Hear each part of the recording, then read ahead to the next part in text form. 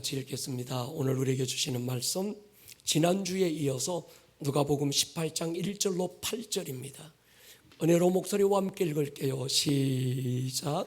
예수께서 그들에게 항상 기도하고 낙심하지 말아야 할 것을 비유로 말씀하여 이르시되 어떤 도시에 하나님을 두려워하지 않고 사람을 무시하는 한 재판장이 있는데 그 도시에 한 과부가 있어 자주 그에게 가서 내 원수에 대한 나의 원한을 풀어주소서 하되 그가 얼마 동안 듣지 아니하다가 후에 속으로 생각하되 내가 하나님을 두려워하지 않고 사람을 무시하나 이 과부가 나를 번거롭게 하니 내가 그 원한을 풀어주리라. 그렇지 않으면 늘 와서 나를 괴롭게 하리라 하였느니라. 주께서 또 이르시되 불의한 재판장이 말한 것을 들으라. 하물며 하나님께서 그 밤낮 부르짖는 택하신 자들의 원한을 풀어주지 아니하시겠느냐? 그들에게 오래 참으시겠느냐? 내가 너희에게 이르노니 속히 그 원한을 풀어주시리라.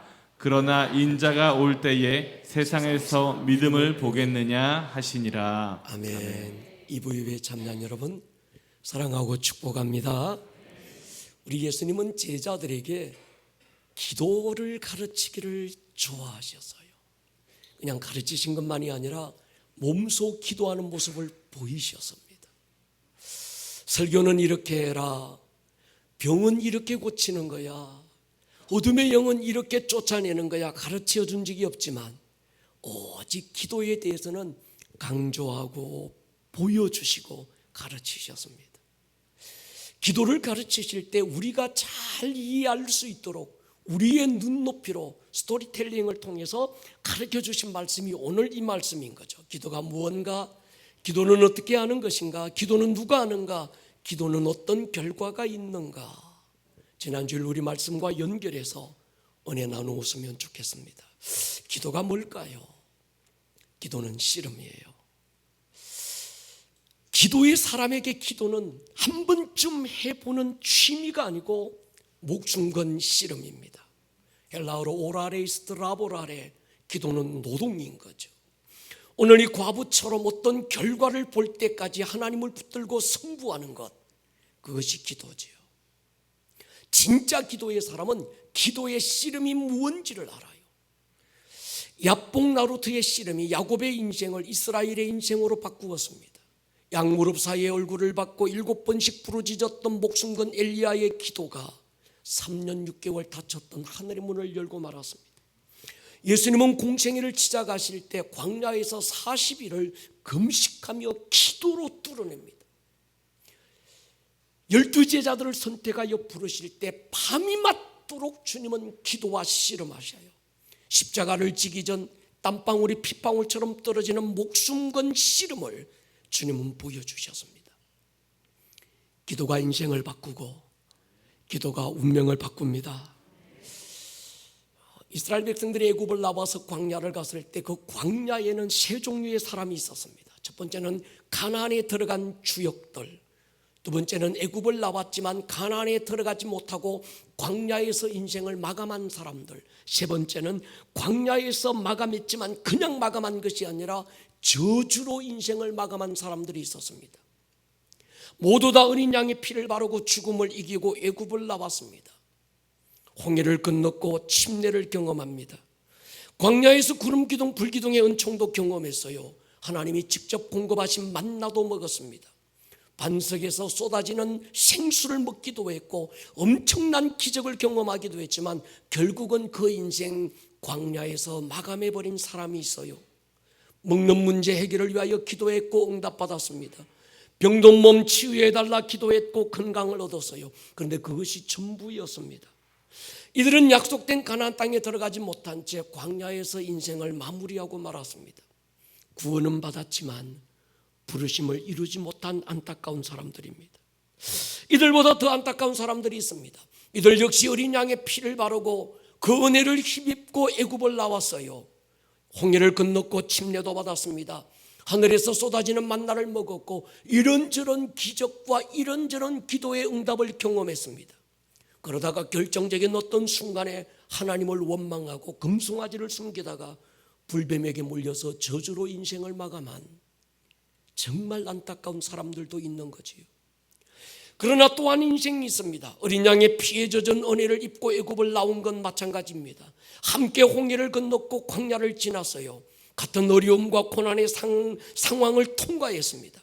그런데 이들은 상황에 집중한 것이 아니라 하나님께 그들의 시선을 못 박아 고정합니다.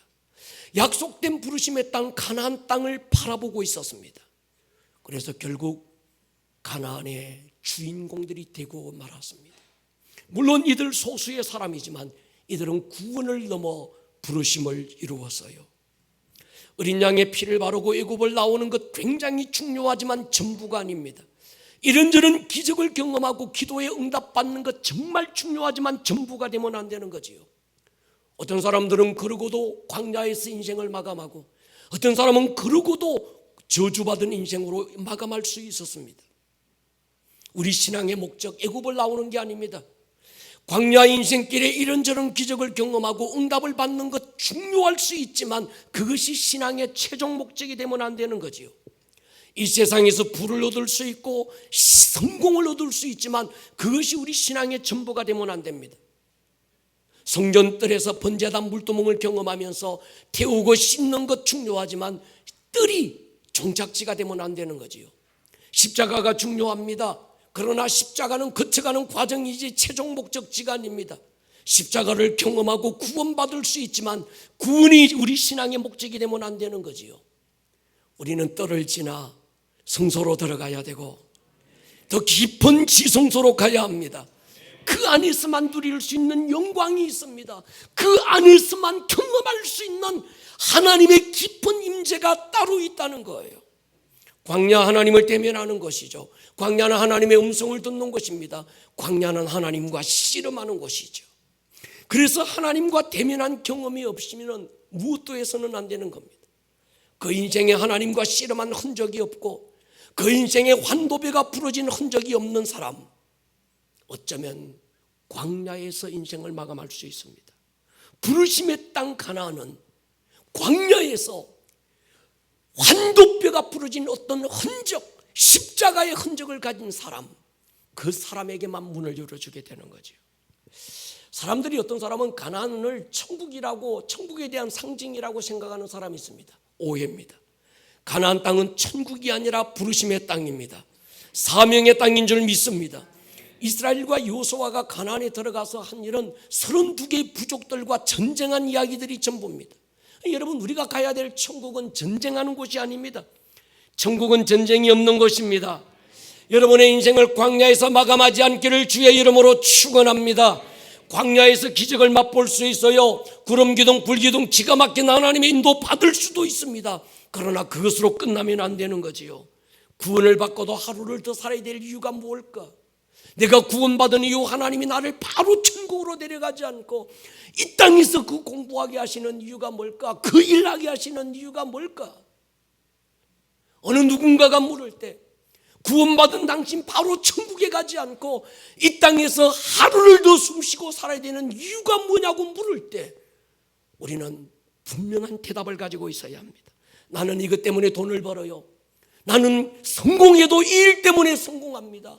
오늘 내가 살아 숨을 쉬는 이유, 오늘 내가 이 땅 가운데서 때로 고난을 당할 수 있고 어려움을 당할 수 있지만 포기하지 않을 수 있는 이유, 이것 때문입니다.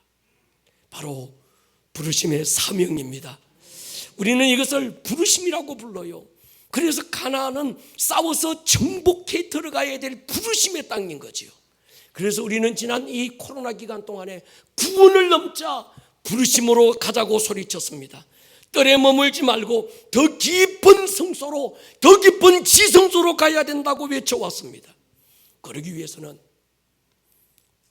광야에서 씨름한 흔적을 가지고 있어야 합니다. 광야는 기도의 씨름을 하는 곳이죠. 그 씨름을 통과한 사람만 부르심의 땅은 문을 열어줍니다. 그 씨름을 통해서 사람 의지하지 않고 사람 두려워하지 않는 법을 배우게 되는 겁니다.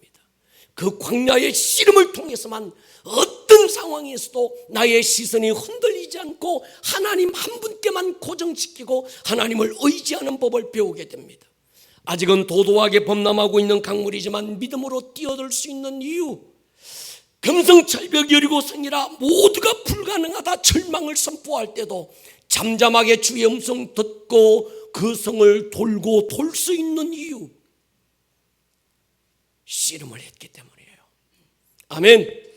구원의 문은 십자가를 통해 여셨지만 부르심의 문은 광야에서 씨름을 경험한 사람들을 통해서 열어주게 됩니다. 여러분, 문제 해결은 사람의 노력과 수단에 있지 않음을 믿습니다. 오직 하나님께 있음을 믿습니다. 그래서 하나님을 찾으라고 하는 거예요.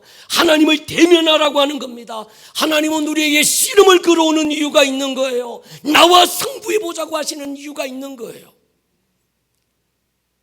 다윗처럼 274 시편, 정말 원수가 살을 먹으려고 오고 대적이 공격해 오고, 그런 상황에서도 나는 내 하나님의 집에 살면서 하나님의 아름다움 하나만을 바라보고 그의 성전에서 살고 싶은 원띵의 소원이 일어나는 이유,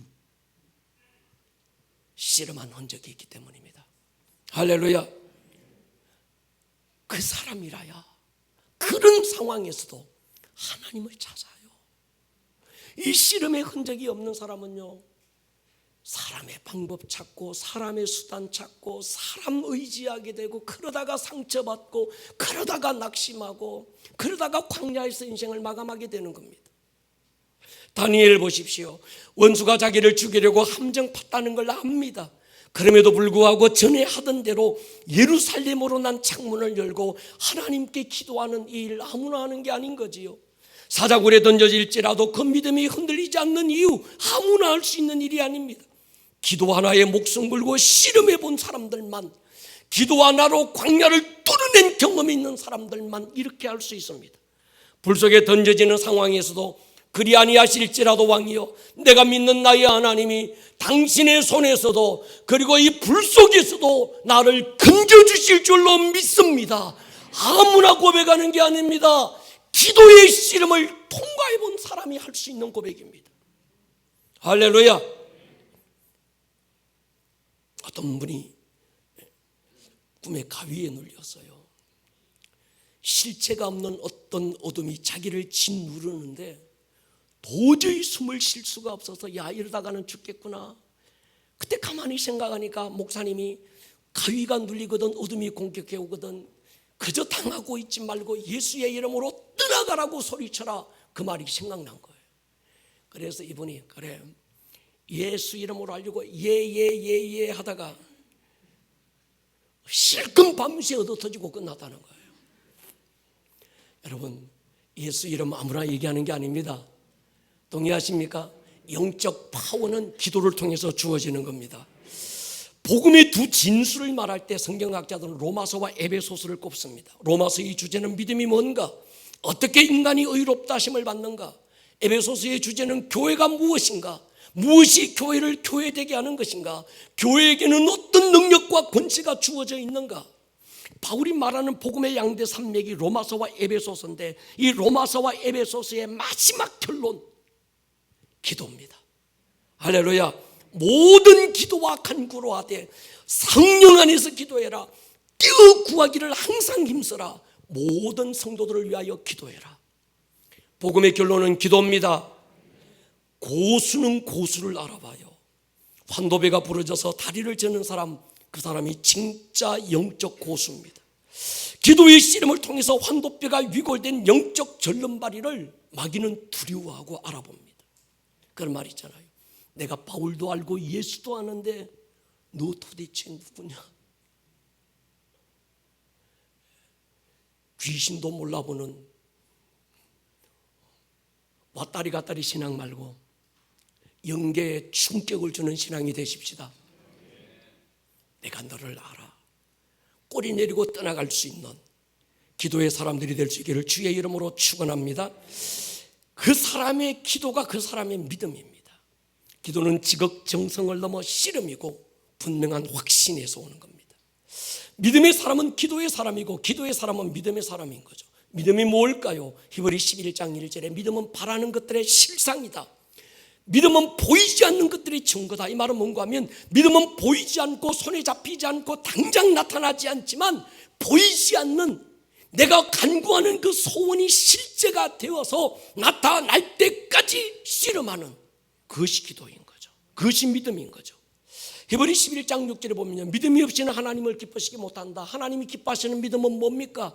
하나님이 살아계신 것과 자기를 찾는 자들에게 상 주시는 하나님이라는 걸 믿어야 된다는 거예요. 여러분, 하나님이 살아계신 걸 믿으십니까? 정말 믿으신다면, 구하고 부르짖는 것 응답하시는 분임을 믿는다면 기도하지 말라고 협박해도 기도할 것입니다. 살아계신 하나님을 인식하고 보이지 않는 세계를 보는 그 사람, 그래서 눈에 보이는 나타난 어떤 이 현실이 전부가 아니고 실상이 아니고 보이지 않는 영적 세계가 보이는 것을 움직이고 보이게 한다는 걸 믿는 사람, 그 사람은 기도합니다. 할렐루야. 그러니까 그 사람의 기도 소리 딱 들어보면 기도하는 사람인지 아닌지 알 수 있어요. 믿음의 사람의 기도는 말이 아니라 불이 됩니다. 그 사람이 주여 한번 부르짖으면 기도가 나오는 게 아니라 불이 나올 거예요. 할렐루야. 주님은 기도를 그 사람의 믿음의 결론이라고 그랬습니다. 이 억울한 사정을 가진 이 과부가 재판장에게 가서 나의 억울한 사정이 이렇다고 계속 얘기하는 거예요. 그러면서 어쩔 수 없어서 이 재판장이 그 과부의 억울한 사정을 해결해 주는데 그 결론을 이렇게 맺는 거예요. 인자가 올 때 믿음을 보겠느냐. 기도를 가르치면서 믿음을 결론 짓는 거예요. 여러분, 주님 다시 오실 걸 믿으십니까? 저는 이것 하나밖에 소망이 없어요. 주님 빨리 오십시오. 마라나타 주 예수여. 낮에나 밤에나 눈물 머금고 네 주님 오시기만 고대합니다. 먼 하늘 이상한 구름만 떠도 행여나 네 주님 오시는가에 고개 들고 멀리 멀리 바라보는 마. 주여 언제 나오시겠습니까? 여러분, 주님 다시 오시는 그날 한 종류의 사람을 찾으신다는 거예요. 기도의 사람입니다. 믿음의 사람입니다. 끝까지 기도를 포기하지 않는 믿음. 때로 상황은 우리에게 고난을 주고 억울한 일을 당할 수 있지만 기도 하나로 자기의 모든 상황을 뚫어낼 수 있는 그 한 사람을 찾으신다는 거예요. 여러분, 아무나 기도하는 게 아닙니다. 깨어있는 사람만 기도합니다. 기도하는 사람만 잠들지 않고 신랑이로다 주님의 음성을 듣고 등불 들고 뛰어나갈 수 있습니다. 그러니까 믿음의 사람은 기도의 사람인 거죠. 믿음의 사람만 시대의 절박함을 안고 오늘 기도할 수 있는 겁니다. 믿음의 사람만 자기 영혼에 대한 절박한 사정을 아는 거예요. 눈으로 볼 때는 많은 걸 가진 것 같고 아쉬운 게 없는 것 같고 다 가진 것 같은데 내 육체가 아니라 내 영혼은 오늘도 그럼에도 불구하고 예수가 필요하고 내 영혼은 오늘도 주의 은혜를 갈망하고 예수 없이 잠시도 살 수 없는 자기 영혼의 그 연약함을 보고 끌어안고 몸부림치는 그 사람, 기도하게 돼 있습니다. 할렐루야. 기도의 사람 엘리야의 귀에만 큰 비의 소리가 들렸어요. 기도의 사람 엘리사의 눈에만 아람 대군을 포위하고 있는 하늘의 불말과 불병거가 보였습니다. 동의하십니까? 기도가 믿음이고 믿음이 기도입니다. 교회는 기도의 집입니다. 우리 교회는 기도의 집이 되기를 축복합니다.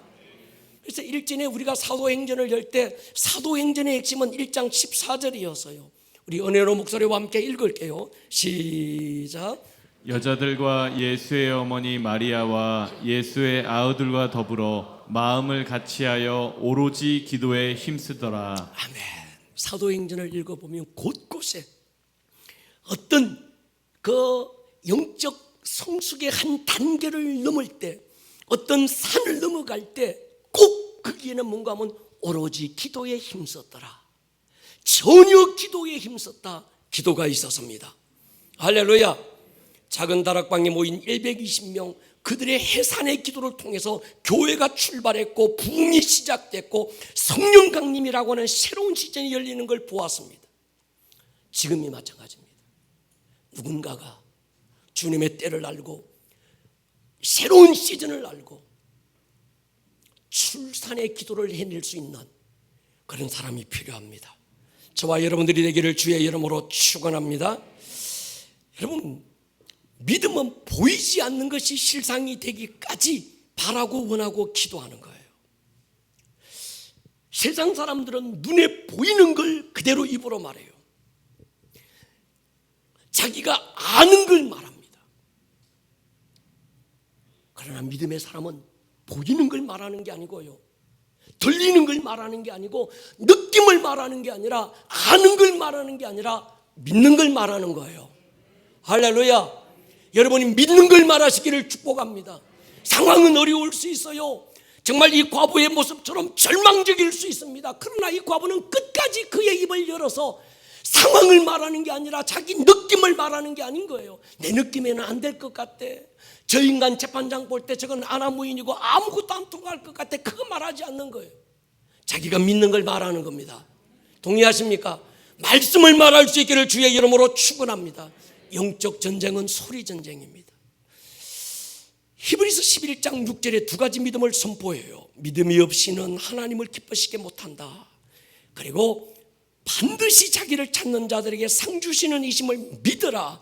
첫 번째, 믿음이 없이는, 이건 베이스 명사적인 믿음입니다. 믿어야 된다. 이건 빌리버 동사적인 믿음이죠. 베이스의 결과가 구원이라면 빌리버의 결과는 상인 거죠. 여러분, 베이스가 여러분들에게 빌리버가 되어서 믿음의 능력이 구체화되고 실제가 되어 나타나기까지 기도를 멈추지 않을 수 있기를 주의 이름으로 축원합니다. 자꾸 믿는 걸 선포하세요. 내가 원하고 바라는 걸 선포하세요. 여리고는 입으로 선포할 때 무너졌고 아무 말도 하지 않으면 아무런 역사가 안 일어났습니다. 그래서 우리가 이 코로나를 건너오면서 꼼지락거리기라도 하자. 상황은 뭘 할 수 있는 상황이 못 되고 여건들은 다 닥치고 모든 주어진 일들은 다 어둡지만 이럴 때 아무것도 안 하면 아무런 역사도 안 일어나니까 우리 꼼지락거리기라도 하자. 믿음의 꼼지락거리면 하나님의 역사가 나타날 줄로 믿습니다. 여리고가 그렇게 무너졌고 요단강이 그렇게 갈라졌습니다. 입을 벌려 담대하게 선포할 때 귀신이 떠나갔고 병의 권한은 녹아내릴 것입니다. 하나님 자녀의 권세는 입술의 권세입니다. 사도행전 3장에 보면 날 때부터 안진뱅이로 태어나서 일생을 성전을 오가는 사람들에게 구걸하고 살던 그 한 사람 40년 동안 그랬다는 거예요. 베드로가 그날만 본 게 아닙니다. 성전 오갈 때마다 하루에 3번씩, 매일 하루에 3번씩 마주쳤던 사람이 그 사람이에요. 근데 베드로가 아무 말도 하지 않았을 때는 아무런 역사도 안 일어났습니다. 예수 그리스도의 이름으로 일어나 걸어라. 아멘 하십시다. 베드로가 입을 벌려 선포할 때 안전뱅이가 일어났습니다. 베드로 자신의 어떠함이 아니어서요. 그래서 나중에 사도행전 4장에 넘어가 보면 사람들이 와 베드로야 네가 어떻게 이렇게 대단한 역사를 만들어 놓? 그럴 때 베드로가 하는 말이 사람들아 어찌하여 나를 바라보느냐. 내가 하는 게 아니라 너희들이 십자가에 못 박고 죽였던 예수 그리스도의 이름으로, 할렐루야, 그 예수의 이름의 어떠함이 그를 일으켰다는 거예요. 그러니까 여러분, 우리 교회에서 대표 기도할 때 선포하는 걸 이상하게 여기지 마십시오. 지극히 정상입니다. 처음 저희 교회 오신 분은 갑자기 대표 기도로 나갔던 권사님, 장로님들이 앞에 나가서 주시옵소서만 아니고 맨날 우리는 기도만 그건 줄 알았는데 갑자기 곱상한 이 여자가 올라가더만 갑자기 사자로 변해가지고 막 선포합니다. 있을지어다 막 이러니까 좀 이상한 거 아이가? 아닙니다. 동의하십니까? 어린아이 기도는 예수 이름으로 달라고 간구하고 떼쓰고 막 징징거려요. 그러나 장성한 믿음은, 용사의 기도는 예수의 이름으로 선포하는 겁니다. 요한복음 14장 14절을 보십시오. 내 이름으로 무엇이든지 내게 구하면 내가 행할 것이다. 예수님의 이름으로 예수님께 구하면 예수님이 행한다는 거예요. 근데 16장에 보면 똑같은 얘기가 또 나옵니다. 그날에 너희가 아무것도 내게 묻지 아니하리라. 내가 진실로 진실로 너희에게 이르노니 너희가 무엇이든지 아버지께 구하는 것을 내 이름으로 주시리라. 기도는 예수님께 하는 거예요? 아버지께 하는 거예요? 이게 맞습니까? 저게 맞습니까? 둘 다 맞습니다. 간구하는 기도는 아버지께 하는 거예요. 저와 여러분들이 간구하는 그 기도는 천사가 금쟁반에 받아서 아버지께 가는 줄로 믿습니다. 아버지는 듣고 응답하시고 천사를 통하여 보내주실 것입니다. 그러나 14장에서 내 이름으로 내게 구하면, 예수의 이름으로 예수님께 구한다는 그 구한다는 말은 선포한다는 거예요. 명령한다는 겁니다. 우리가 예수의 이름으로 선포할 때 예수님이 직접 그 일에 개입하셔서 결론을 낼 줄로 믿습니다. 할렐루야. 그래서 우리는 달라는 기도도 해야 됩니다. 하나님 이것도 필요한데요 주시고 저것도 필요한데 달라고 기도해야 됩니다. 잘못된 거 아닙니다.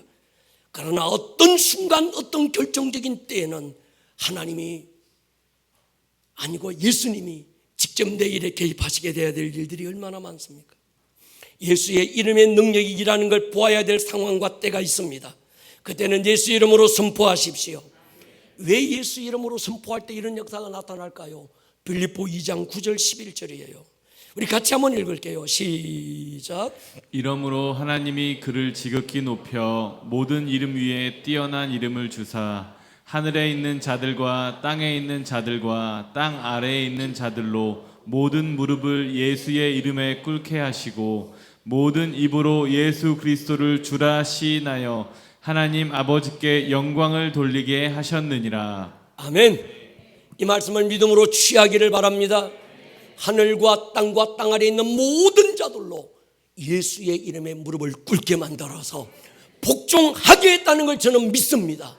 그래서 전에 제가 시험했다니까요. 화분 2개 사가지고 하나는 빡세게 기도하고 예수의 이름으로 시들지어다, 하나는 예수의 이름으로 꽃이 피고 살아날지어다. 막 아무런 역사가 안 일어나는 거예요. 근데 그 다음날 아침에 자고 일어났는데 이게 시들어버렸어요. 할렐루야. 사람의 말도 힘이 있거든. 예수 이름의 권세는 큰 줄로 믿습니다. 할렐루야. 여러분, 그 사람의 말을 들어보면 왕자인지 거지인지 공주인지 무술인지 알아요. 왕자의 언어가 따로 있고 거지의 언어가 따로 있습니다. 공주의 언어가 따로 있고 무술이가 쓰는 언어가 달라요.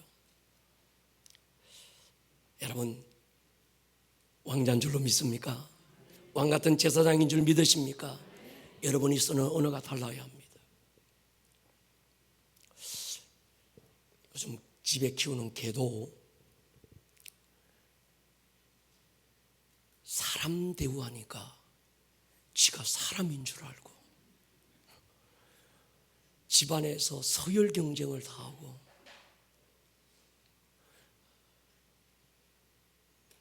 여러분, 개도 사람 대우하면 지가 사람인 줄 아는데 하나님의 자녀고 왕 같은 제사장인 우리가 자기를 거지 대우하면 되겠어요? 특별히 여러분의 자녀들 왕같이 대우하시기 바랍니다. 그 대우 받아야 왕처럼 살아요. 그 대우 받아야 공주처럼 살 줄 압니다. 할렐루야. 언어를 바꿔야 믿음이 바뀝니다. 기도를 바꾸면 노루도 사자가 됩니다. 여러분의 가문 왕의 가문으로 바꿀 수 있기를 축복합니다. 제사장의 가문으로 바꾸기를 축복합니다. 그래서 우리 교회는 쥐시 없어서도 필요하지만 우리는 오늘 우리 권사님 기도하신 대로 이 도시를 바꾸고 열방을 바꿀 하나님의 장군들인 줄 믿습니다. 교회는 신생아 병동이 아닙니다. 그리스도의 군사들이 모인 하나님의 군대입니다.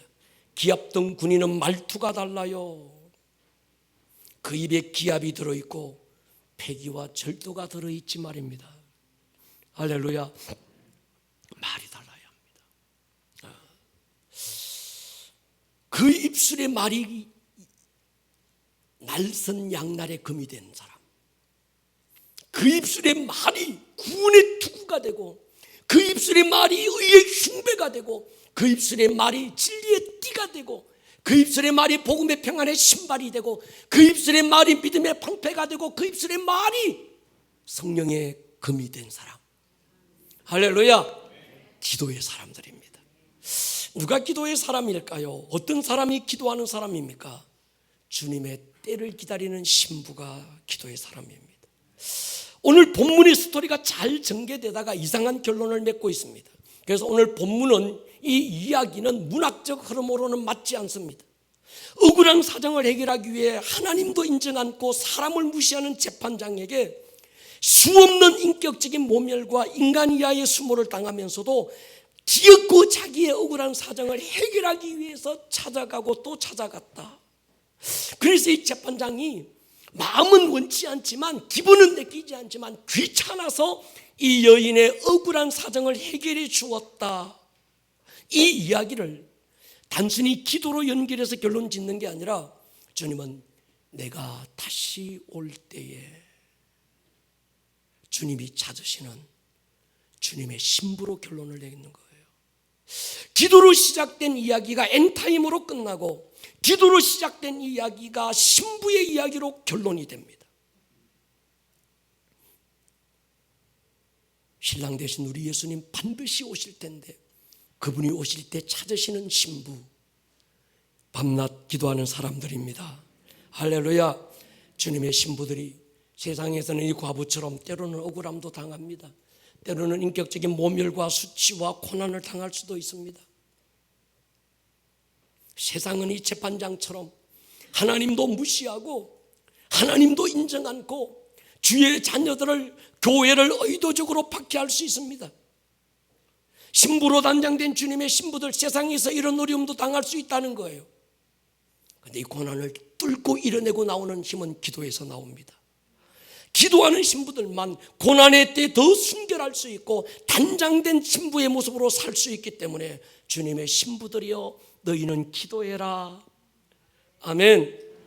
기도로 승부하라는 거예요. 7절 보십시오. 하물며 하나님께서 그 밤낮 부르짖는 택하신 자들의 원한을 풀어주지 아니하시겠느냐?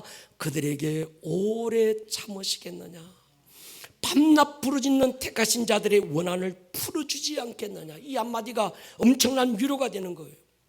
신랑 되신 예수님은 밤낮 부르짖는 신부들의 아픔과 서러움을 기억하고 있습니다. 반드시 풀어주실 줄로 믿습니다. 마지막 때 교회가 그리스도인들이 이 과부처럼 아무 배경도 없고 초라하고 무명한 자 같고 힘없는 자 같고 가난한 자 같고 연약한 자 같아서 할 수 있는 일이 아무것도 없는 것처럼 보일 수 있습니다. 그러나 우리 주님 그냥 안 두신다는 거예요. 할렐루야. 택하신 자들의 부르짖음을 들으신다. 내가 너의 눈물을 보았고 너의 기도를 들었다. 아멘입니까? 이 믿음 가질 수 있기를 축복합니다. 하나님은 나의 부르짖음을 들으셔. 니들 지금 뭘 몰라서 그런데 나 건드리면 우리 하나님이 가만 안 둬. 할렐루야. 저는 가끔씩 그 얘기해요. 지금 니들이 뭘 몰라서 무식해서 그러는데, 우리 하나님이 니들이 지금 누군지 몰라서 지금 이렇게 까부는데 우리 아버지가 그냥 안 둬. 내가 쫙 하면 우리 아버지가 와 하고 듣고. 할렐루야. 이 믿음, 이 배짱 말이죠. 디모데후서 4장에 보면요, 이제후로는 나를 위하여 의의 면류관이 예비됐다. 의로우신 재판장이 그날에 내게 주실 것이다. 내게만 아니라 주의 나타나심을 사모하는 모든 자에게 그날에 주실 줄로 믿습니다. 디모데후서 4장에 보면 이제후로는 나를 위해 데살로니가후서 1장 10절에 보면요, 그날에 그가 강림하사 그의 성도들에게서 영광 받으시고 모든 믿는 자들에게서 놀랍게 여김을 받으실 것이다. 누가복음 18장 8절에 보면 내가 너희에게 이르노니 속히 그 원한을 풀어주시리라. 그러나 인자가 올 때 그날에 믿음을 보겠느냐. 그래서 오늘 본문은 예수님이 다시 오실 그날, 그때를 두고 지금 하신 말씀입니다. 여러분, 믿음의 사람, 기도의 사람은 그날을 기다리는 줄로 믿습니다. 과부처럼 억울함을 당할 수 있어요. 오해받기도 합니다. 무시당하기도 해요. 수치를 당할 수도 있지만 끝까지 기도를 포기하지 않는 사람, 주님의 신부들이죠. 그래서 우리가 주기도문 열어갈 때 아주 외친 게 있어요. 믿음이 안 깊어지는 이유, 기도가 안 바뀌어서 그렇습니다. 주님은 저렇게 기도하지 말고 이렇게 기도해라. 먹을까 마실까 입을까 염려하지 말고 그거 기도하지 말고 나라가 임하기를 기도하고 주의 뜻이 풀어지기를 기도해라 하시는데도 굿세어라 금수나 끝까지 저렇게만 기도하는, 우리 기도를 바꾸자고 했습니다. 할렐루야. 나의 필요와 문제는 내가 구하기 전에 있어야 되는 걸 하나님이 먼저 아십니다. 주님의 신부들은 문제 해결을 위해서 기도의 자리를 찾지 않습니다. 신부가 신랑을 기다리는 이유, 사랑 하나 때문에 기다리는 거죠. 그래서 마태복음 6장 33절 기도의 결론, 그의 나라를 구하면, 그의 뜻이 풀어지기를 기도하면 모든 걸 더하여 주시리라. 어떤 분을 만나서 우리 교회는 새벽 기도 오전에 10시 반에 오후 3시에 저녁 8시에 하루에 4번씩 하루도 안 쉬고 멈추지 않고 예배하고 기도합니다. 그러자면 그분이 하시는 얘기요, 교회가 문제가 많은가 봐요. 문제 없어요. 문제가 있어야 기도하고 문제 없으면 기도 안 해도 되는 그런 수준의 기도를 갖고 있으니까 기도 신학이 그 정도밖에 안 되니까 이 모양인 거예요. 동의하십니까? 우리는 살아가는데 문제가 있든 없든 기도하는 사람들입니다. 기도를 멈추지 않아야 될 이유를 가진 사람들입니다. 오직 한 가지, 다시 오실 주님의 때가 있기 때문입니다. 할렐루야. 주님 다시 오실 때 기도의 사람을 찾으신다는 거예요. 그러니까 우리 교회는 그런 기도의 집이 되고 기도하는 사람들이 되십시다. 때로 과부처럼 외로울 수 있어요. 살다 보면 서러움을 당할 수도 있습니다. 내가 어쩌다가 이런 일을 당했을까? 그래도 내가 하나님의 사람이고, 그래도 내가 기도하는 사람이고, 그래도 내가 하나님 앞에 하나님 사모하는 은혜 받은 사람인데 왜 내 삶에 이런 일이 찾아올 수 있을까? 왜 내게 이런 고난의 흔적들이 찾아올 수 있을까? 그럴 수 있습니다. 부르짖고 부르짖는데도 응답이 빨리빨리 안 나타날 수 있습니다. 그러나 주님은 그 사람을 눈여겨보고 계세요. 밤낮 부르짖는 택하신 자들을 내가 보고 있다. 할렐루야. 그들의 원한을 풀어주지 않겠는가? 여러분, 주님 다시 오실 걸 믿으십니까? 복음은 착하게 살자, 나누고 베풀고 살자, 그걸 뛰어넘는 거예요. 복음은 윤리와 도덕 차원 높은 그걸 뛰어넘는 겁니다. 십자가 없는 복음 가짜지요, 부활이 없는 복음 가짜입니다. 재림이 신앙이 아닌 것 다 가짜들입니다. 할렐루야. 이 땅에서 복 받자, 이 땅에서 기도 응답 받자, 좋습니다. 그런데 재림에 대한 기대가 없고 다시 오실 그분에 대한 소망이 없다면 그 믿음 가짜입니다. 가짜에 속지 않을 수 있기를 주의 이름으로 축원합니다.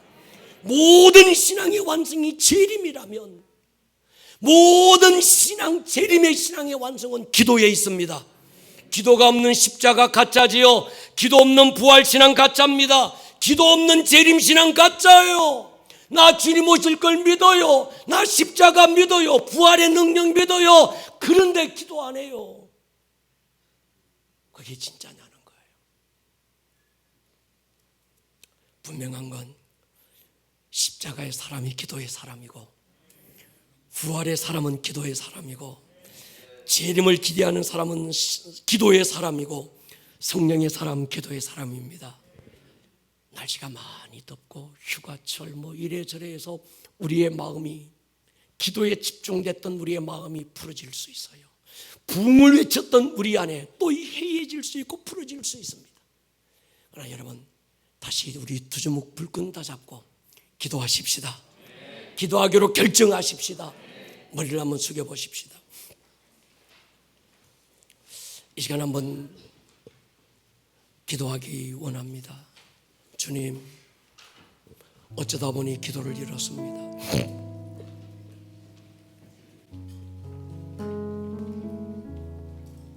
어쩌다 보니 내 발이 앞서 다니고 있고 사람의 수단과 방법을 찾고 있고 기도가 일한다는 걸 잊어버리고 살았습니다. 다시 기도의 능력을 주세요. 다시 기도의 집을 찾게 해주십시오. 다시 기도의 자리에 앉게 해주십시오. 아멘. 기도로 승부하게 해주십시오. 아멘. 씨름하는 능력을 부어주십시오. 아멘. 우리 시간 주여 한번 부르고 통성으로 기도합니다. 주여, 주여, 주여. 주여.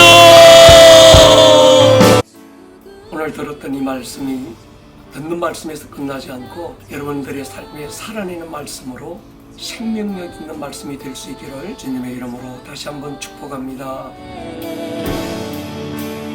온 하늘